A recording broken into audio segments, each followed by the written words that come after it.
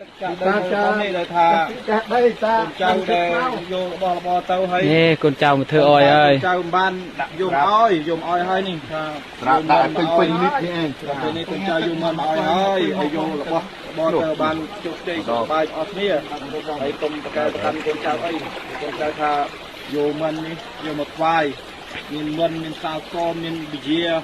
មានបរិយមានទឹកកកអូនជុំគ្នាទាំងអស់នេះក្រុមការការកូនចៅនេះខ្ញុំស្មារតីសាប់តយចុះក៏មកថាអូនិយាយឲ្យបានយំអោយកូនចៅយំអោយណាលៀមមាត់លៀកកកូនចៅសុខបាយយកទៅឲ្យស្ដីចម្រើនទៅនៅម្ចាស់ណាពីខែ30ម្ចាស់នោះឲ្យបានសុខសប្បាយទាំងអស់គ្នាអូតាតោយើហេចអាម៉ាប់ហេច